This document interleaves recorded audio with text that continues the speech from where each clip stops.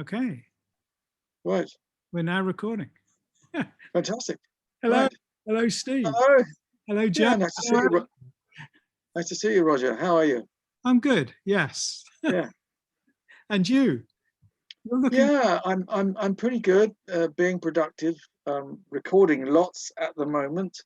Um, uh, it's okay when I'm working. It's when I stop. It's like, so what do you do for a social life? So Joe and I talk to each other endlessly, and it's very strange not engaging with friends in the usual sense of the word.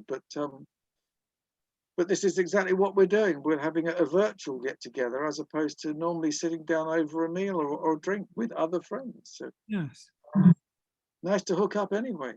I guess for me it was an interesting insight into how unsociable I normally am. Really? Was you just feeling it was very normal? In other words, Yeah, not a lot of difference. not a lot. Right. Well, I guess that's what artists do, isn't it? Whether it's visual or us sound makers, we of us who make a noise for a living, lots of it is done in private, in secret, lots of isolation, and so in a way, that kind of that inner journey that is part and parcel of what you do every day. Perhaps it isn't that different. You know, you're no stranger to spending masses of time um, by yourself, or does it not seem like that? No, it's true, and you know, my family have said I'm an antisocial person, so Yes, yeah, yeah. I, Well, I, I love socializing, but it's not yes, a natural way of working. yes, So when I'm yeah. working, I'm not normally. Well, there are those who say that all art is selfishness. So, and I suppose I ought to know my father was uh, an artist, painted paintings and spent um, massive amounts of time on his own, of course. So I became very used to that whilst I was sequestered away trying to get my hand around those early chords and what have you. So um, this this is it, isn't it? This is what we do. You know, we delve within ourselves, and then eventually we share it with other people. Whereas I suspect other people, certainly when I was young, you know, I have a few drinks with my pals down the pub and all of that, and then it seemed to be less and less case of that. The more seriously, I guess, one gets involved with one's own work, um,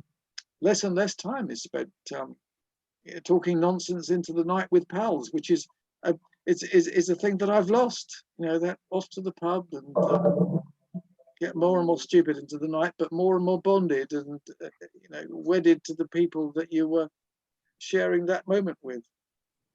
Yeah, I mean, you're when you're performing, you're with thousands of people. When you're recording, you're with a dozen, maybe half a dozen. But do Ooh. you is part of the process? I'm thinking when you write, that must be on your own, isn't it? Or is it? Well, sometimes it's shared, unlike visual artists who don't share a paintbrush. I imagine most of the time, because you just finish this off for me while I go and make a cup of tea, dear. It doesn't quite work like that.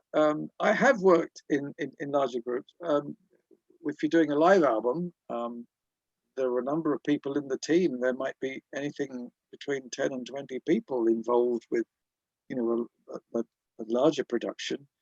Um, and if it's the Stones, I'm sure there's a 100 people in attendance doing various things. But essentially, I think that writing is something that I either do on my own or I share it with Jo, my wife Jo, or it depends who I'm working with. If I'm working with Roger King, for instance, there'll come a point where I'll run out of ideas on something. I'll say, "Well, I've taken it thus far. Over to you. What do you suggest here?"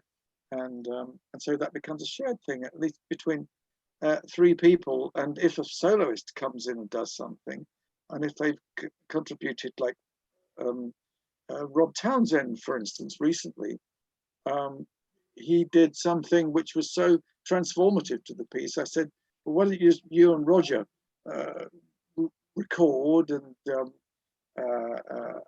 do this thing called octatonics that I didn't really understand at first of all until it was explained to me.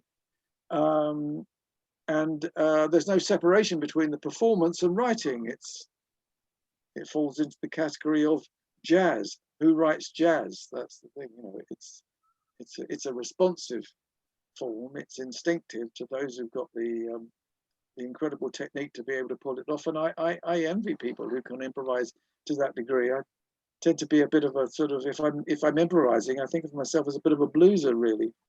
And that's when I first heard fluent improvisers going to blues gigs in the mid 1960s. But I know you share an affinity with blues yourself. I love it. So, I've got 3 albums over there which I've been listening to. They're all white blues. I say unfortunately, but I love them. One's the Allman Brothers. Yeah. Really good. Canned Heat. Canned Heat, yeah. I met those guys. Did a festival with them in Germany a while back. Yeah. And who else was it? Well, the other one, I don't know if you would call it blues or country, but it's a kind of crossover, and that's Creedence Clearwater. Ah, yeah. Well, I loved the guy's voice. John Fogerty, is it? And I mean, it's a very full on.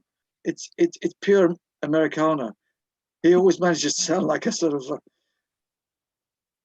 a woodsman in song, in a way. It's that. Yes. Something, or maybe it was just I bought the video. There was some video of him chopping wood, and we thought, yeah, right on. That's it. That's what he's doing. He's out there hiking. He's building his own log cabins, catches his own fish. For all I know, he lives in New York and takes cabs everywhere. But it didn't seem like that. You know, it was very much lumberjack shirts and. Well, the Allman Brothers is a live concert. It's from 1970, could be as early as 71. I'm not sure. Right. But a good 15 minutes of it is Mountain Jam, which is what it's Really? Yeah, improvised. Right. Beautiful, as it happens. Yes. Oh my God, sorry about that. That's all right. Ours will probably go off at some point as well, and it'll be. Sorry, can't talk now, Mum. It's I'm talking to the Prime Minister. Yes, well, you might put him on hold, dear, and we'll. It's the yes. Prime Minister. Sorry, I can't talk now. I'm talking to Mum. That's right. Isn't that the way at the moment? Yeah, definitely.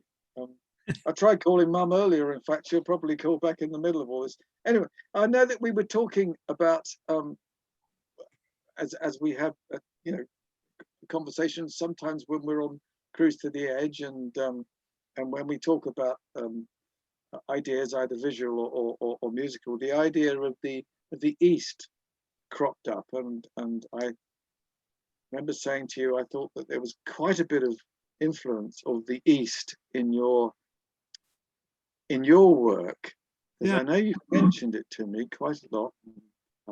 Yes. You have family connections with the East as well, so. Well, childhood too, because at an incredibly influential age, literally within a few weeks of hearing Elvis, we moved to Hong Kong for a couple of years. Extraordinary. So we were living in Hong Kong, 1957, 59, and it was all the early days of rock and roll on American radio. It was amazing. How old were you then? I was 12 till 14. Right. So it kind of hardwired all my experience of that age, are kind of hardwired, including weirdly English stuff, because we'd spent a lot of years abroad, and my image of England was very much defined by, we were posted there between trips, but Rupert Annuals and the Eagle comic, that was how I got my sense of England. And from it, a strong interest in natural history and a strong interest in designing the future. but there's Right. what we were visually surrounded by was fabulous Chinese watercolor paintings of mountains, waterfalls, pine trees. That really Right. sunk into my psyche. I later kind of migrated my preference to Japanese woodblock prints, which I ended up really loving. Right. But it started with the Chinese watercolors. And although the landscape in Hong Kong was not like that, and I rarely saw an original watercolor, the images were on everything from screens to fans to dinner mats. They were everywhere. So it was I mean, the idea of Hong Kong Harbour and just the shape of the ships and the sails, everything. I mean, I get the feeling that that's been an influence yes. on you. Uh, You thinking of premonitions? yes, well, I was thinking of that because that's something that you did for a retrospective of mine, a number of albums, early albums that first one was originally going to be called Premonitions, but my then record company didn't like it, and then I ended up all these years later, decades later, reinstating the original title, and so it all seemed to fly in tandem somewhat under the very lovely cover that you did for it. Yeah, I was inspired by the first two titles. The first one you gave me was Voyage of the Acolyte, and Yeah. the second one was Spectral Mornings. And Yes. Premonitions came after I kind of committed to the painting. But the kind of flying boat, yes, it has a sail stroke wings that are reminiscent of a junk as well as a dragonfly. Yes, I guess, sails are really the wings of the sea, what propel craft forward, but somehow there's a romance with that. And I know you mentioned Rupert books, and you're saying that was your connection to London and England, but I can't help noticing the fact that in retrospect, when you look back at Rupert books and their magical effect on us as children, reading it very, very young, I'm sure Rupert probably taught me to read. But you have the idea of this incredibly cosmopolitan society where all races and all times seem to be welcome, whether it's the elves under the wood, the Nutwood Underground, or indeed, is it Tiger Lily, the girl and her magician father, and the whole sort of the visit to the east, which is just a trip down the road into their realm, and all of that I found incredibly magical then, and I think that because it seemed as if it was this little bear, who's a sort of representation of a potential human being, seems to me, has no prejudice. He'll happily sit down with pirates and Chinese conjurers and people from the modern world, which was really the world of the 1920s then, wasn't it? Looking at the motor cars. How do you see it, William? Well, interesting is I see it as a kind of idealization of the English landscape, but it's actually Yes. Betzel was living in Wales, and Yes. Wales was really his inspiration. Mm. No, Yes.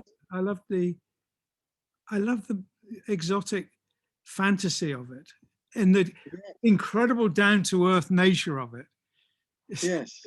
So all this weird stuff going on and taken absolutely for granted.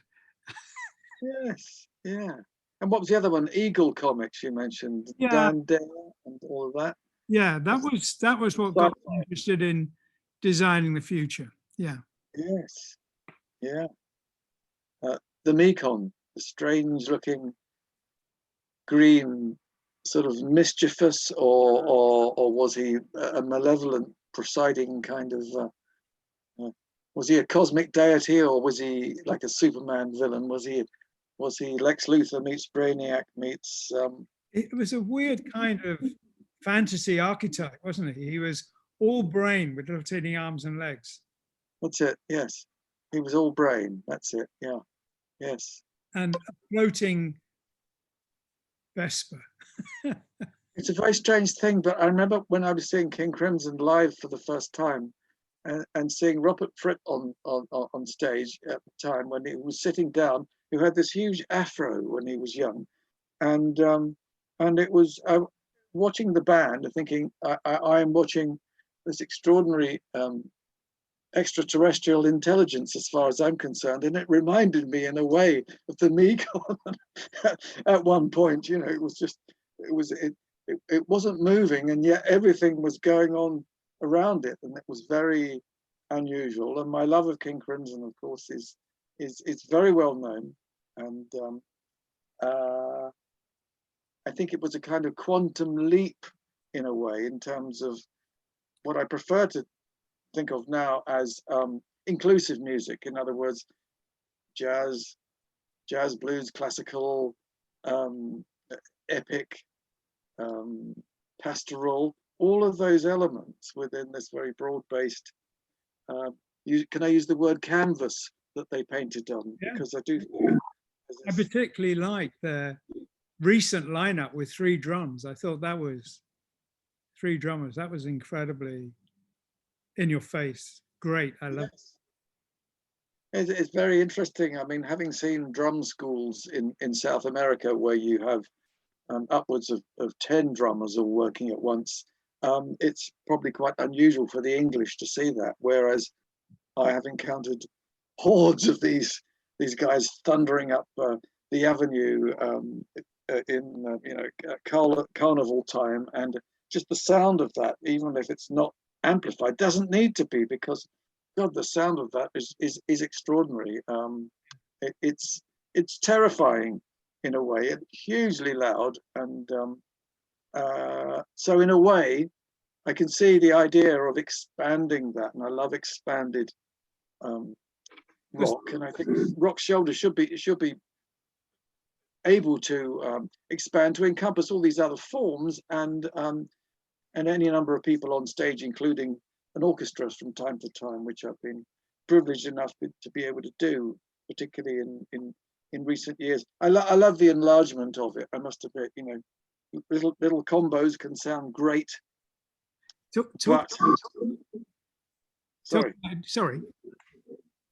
I was just going to say, talking about Japan again, did it ever cross your mind to try something like a Kodo dojo? You know, the Kodo with all the drummers they do. There was a dojo, i.e. school, for that in San Francisco.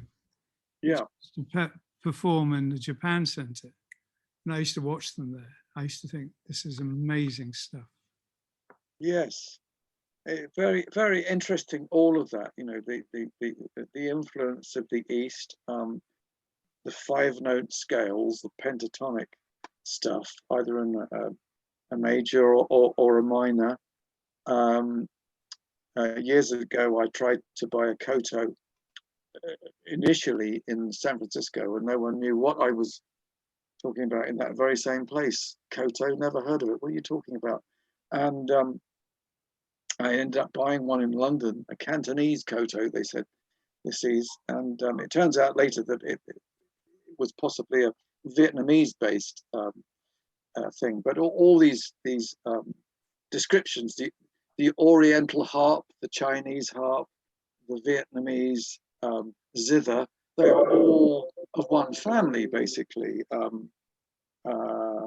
Something which is shaped not like a harp that you hold like this, but it's on a low table, and you're playing with a fixed chord, so you can't really play a chord that's a bum note that's outside the chord, but it's quite another matter being able to play within that stricture. But it's a beautiful sound. I used it on Spectral, and I bought a new one recently, and I've been using it on some unreleased stuff, and so that takes us off to, virtual journeys of the mind, as I'm sure you do yourself, because your work is entirely of.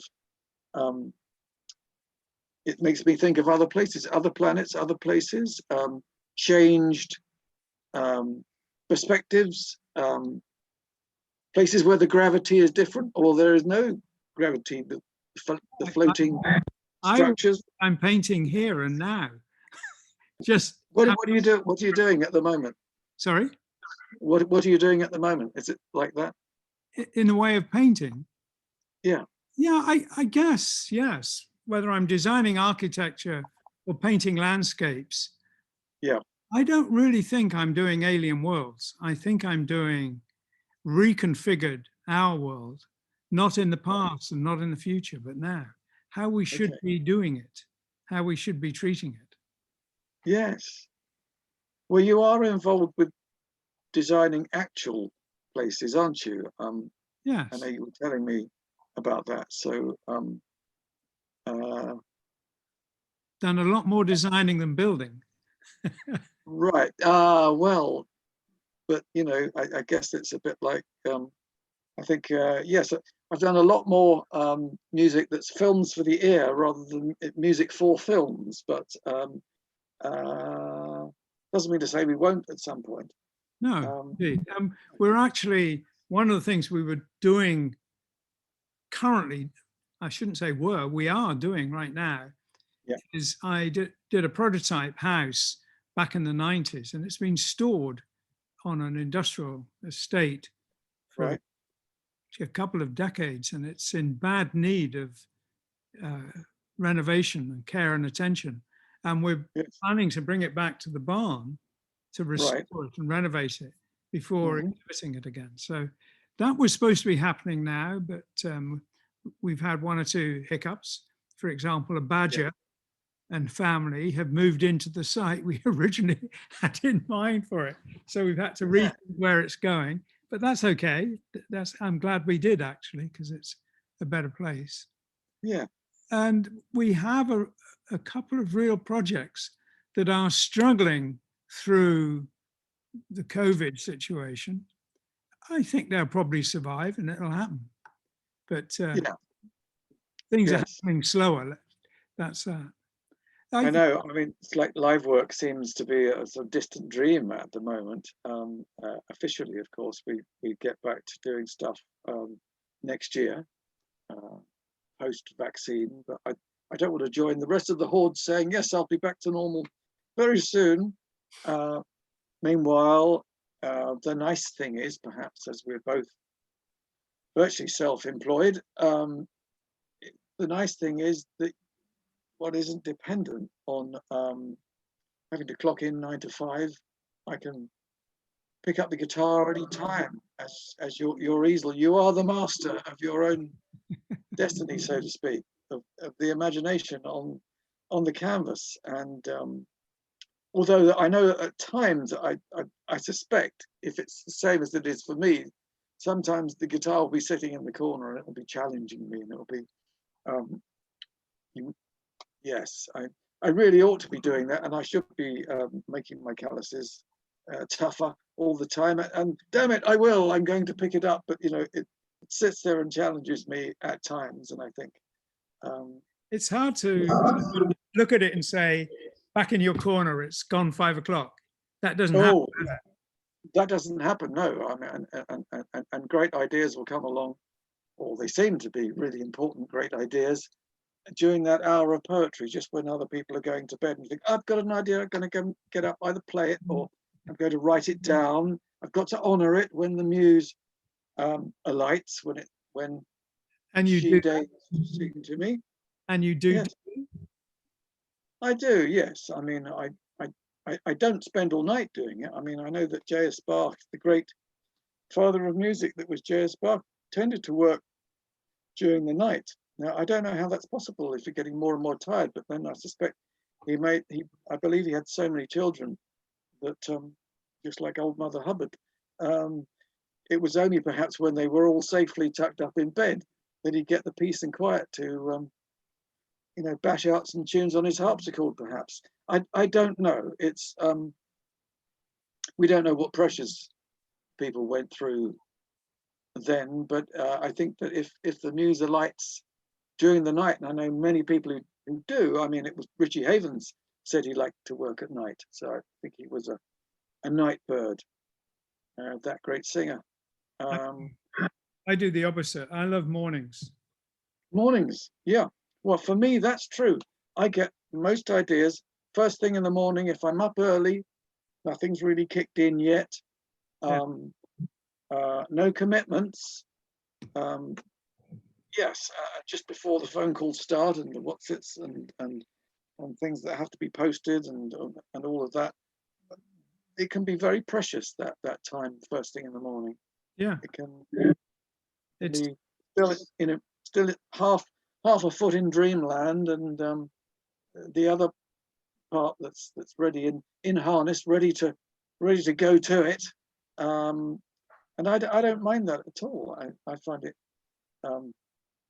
innovating first thing in the morning. So I'm probably at my best. I won't be hidebound by logic that'll kick in very shortly, but I'll maybe dream up an idea. I'll be thinking, oh, where did that come from? What was that? I don't really understand that. I don't really understand the creative process at all, really. Where does a painting come from, Roger? How do you imagine something? How do you plug in? What do you do? well, I think I don't think it's a terrible mystery. I think if you're thinking and you're plotting and planning and analyzing, there's not enough space for ideas. When you're Right. daydreaming, when you're not plotting and planning, if you're quiet and just letting the ideas flow through your head, then they come. Yes. Yeah. And, the challenge is not so much do the ideas come, but catching them and, as it were, pinning them down, getting Yes. the world. So yeah, Yeah. I find that when we were at art school, I remember being taught a systematic analysis as the proper way to design something. You lay out all your facts and you analyze everything. And I thought that this is the death of ideas. Yes.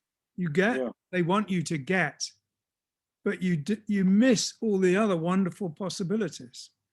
Yeah. So I would do that, and then I would ignore it because it was not a productive way of thinking. Yeah. It was the sort of thing you would do after you've come up with the idea, maybe, but not before. Yeah. I mean, writers talk about not editing while you're writing. Yes. Because the two processes fight each other. Creativity and editing, one destroys the other. Yes. And I find that when I'm painting and if I'm listening to a story or something like that, I'm not focusing on the painting, and a lot more ideas flow out. You've got it there in your brain. The brain is doing all the great stuff. You just have to in peace to get on with it. Yes. Well, I certainly find that travel informs the work, and lucky to have spent quite a bit of time in the East, visiting Japan and China and even India and other places in recent years, because my wife Jo was already very much a world traveler. I mainly visited Europe, the touring map for rock and roll, Europe, America, the Americas, all of that, and latterly Australia and New Zealand. So much traveled, particularly in recent years, to other places that would have informed the music and continue to do so, particularly the Oriental stuff.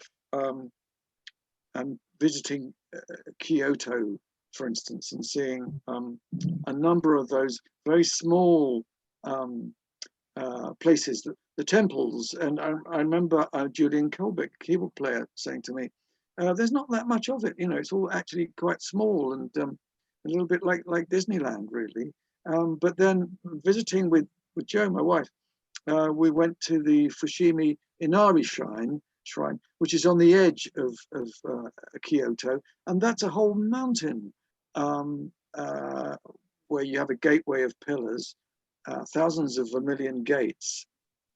So it's like a pilgrimage as you go up this thing, which is lined with foxes. They have this idea of foxes being a kind of conduit between heaven and earth, a Shinto shrine.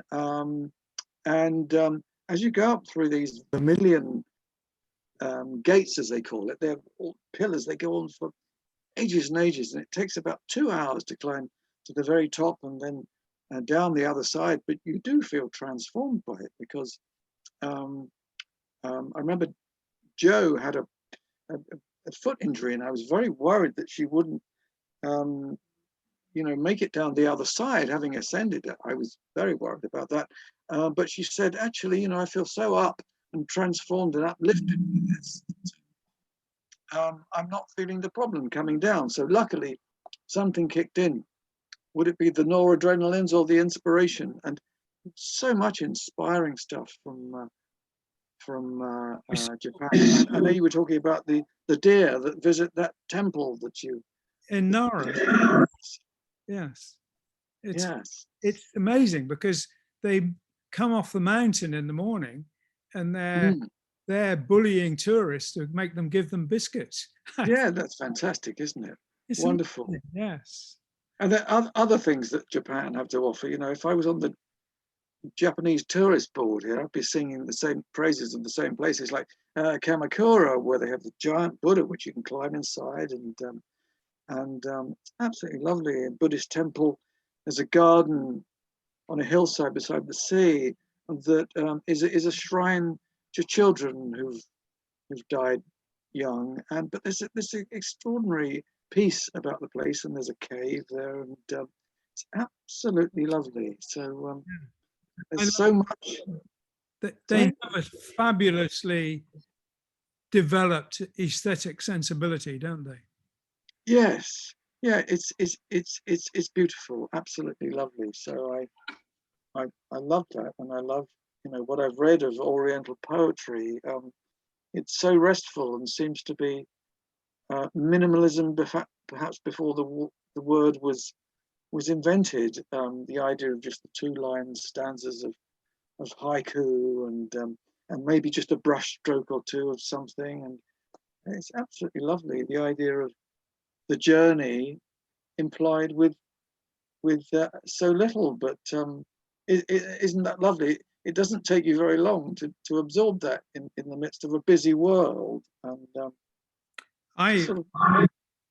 I've spoken to architects and think of their architecture or a lot of modern architecture being inspired by the simplicity and minimalism of Japanese architecture, but it's profoundly different.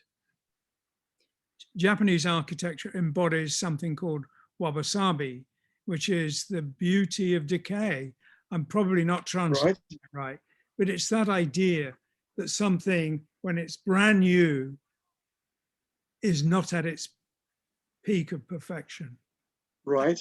As the wood turns silvery and the grain is raised up, as it ages, as lichen grows over it, then it reaches a peak of beauty. But even that is transient, it moves on. And you don't get that opportunity to grow when you have concrete and steel and glass. It's sterile. And so you have a simplicity that is full of life and texture and narrative.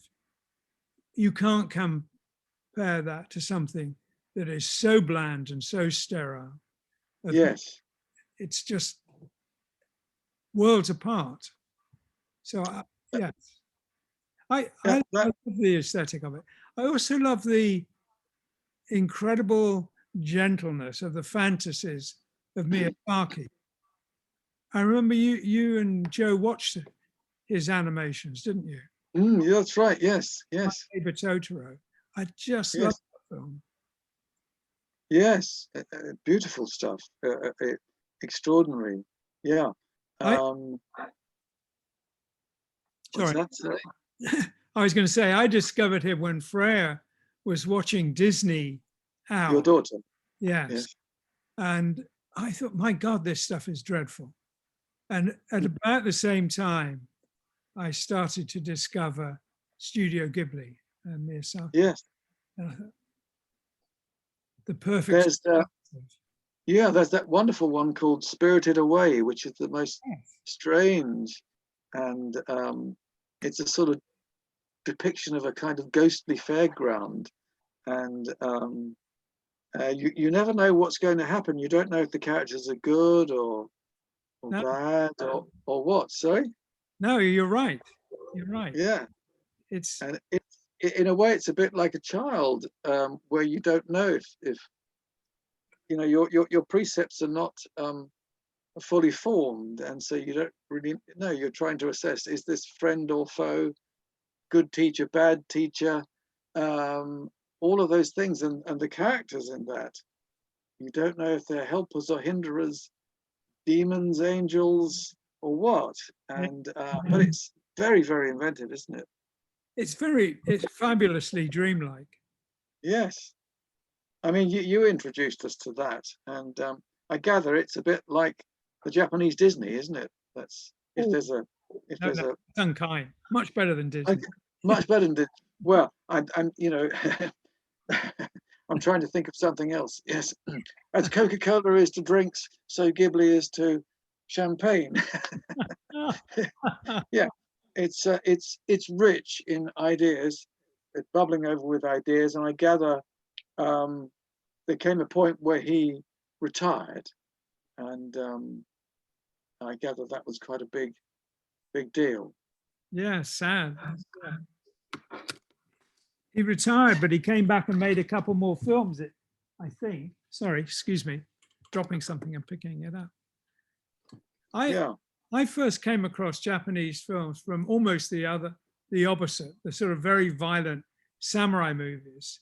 But some yes, of them have that gentleness at their heart as well. There's a lovely one I saw called After the Rain, which is right, beautifully tranquil samurai movie.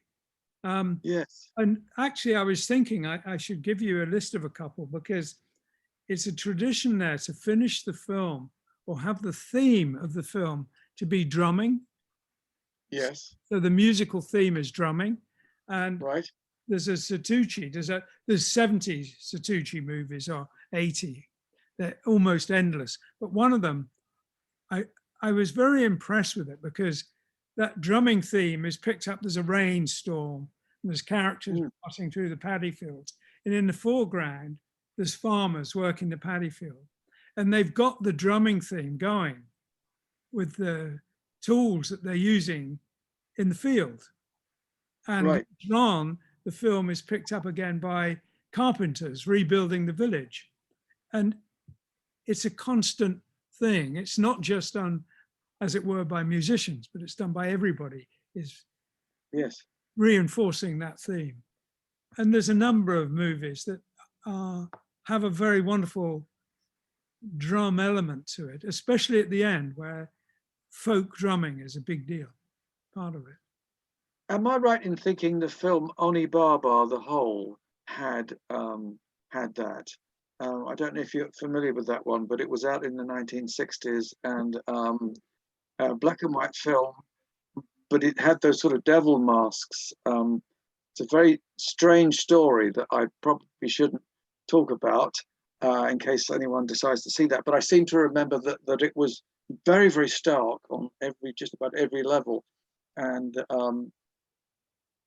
I do remember drumming in it, and it may well be that may have been the entire score. I don't know. It's been a long time since I've seen it, but it's a rather extraordinary story. It's It's mother and daughter mother and daughter. That's right.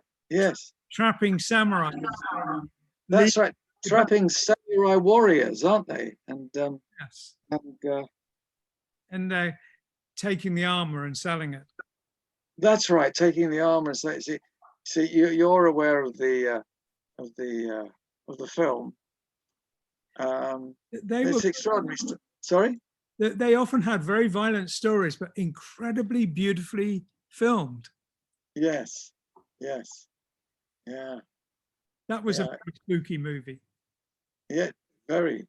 Yes. Yeah. And Kurosawa stuff as well, which seems almost like I remember seeing, I think it was a series of short films that where the camera didn't move at all. It's almost like Peter Greenaway, where it's a tableau, but everything's happening within it. And Yeah. at one point, it's the scene is covered with petals, and I guess they must have used a wind machine at some point, and suddenly they all go off, and it's the most incredible thing as the color starts to move. And so the idea of the fixed frame still transports you, because what's happening inside it is compelling, and it was a very radical way of working. My brother to the samurai movies. He used to run the Central College of Art Society, Film Society, and he used to ring up and say, "We've got a good one tonight," and I'd go over, and it would be, we would see Hidden Fortress, Kurosawa, and Right. Jimbo, and I was thinking, great stories, but so beautifully filmed and so beautifully filmed. They were elegant. Yeah. So I think what, in conclusion, perhaps, I would say we were big fans of the East in different ways, whether it's the poetry, the music, the philosophy, I guess, too. I mean, philosophy, all of that, and although we don't perhaps speak the language, or perhaps you do, nonetheless, there's an affinity, because I think Japanese audiences in particular seem to have this fascination with detail. So they seem to understand what motivates the craftsman to imbue his work with detail and love, yes, as we attempt to. yes. Yes, I'm a big fan. Well, sadly, my daughter is a big fan too, to the extent she's moved out there, and she's been living in Japan for 4 years now. Yes. Well. And when so she has lost her heart to Japan, it seems. I think she loves for a while.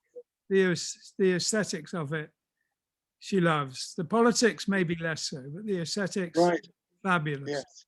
Yeah. Yes. And when it comes to speaking the language, I picked up this amount of Japanese from doing kendo. She did one day tell me, she said, "Dad, don't try it out in Japan. They won't know what you're talking about." Just beat them over the head with a stick. My equivalent is flatten them with volume. Actually, of course, involved with acoustic music, as one does every few albums or so, there's no tyranny of volume. So you've got to, it's just the relationship that you have with the instrument yourself. And if you love it, you hope that Segovia's dictum holds true, which is that the artist so loves his own work that he compels others to love it also. Yes. Or else.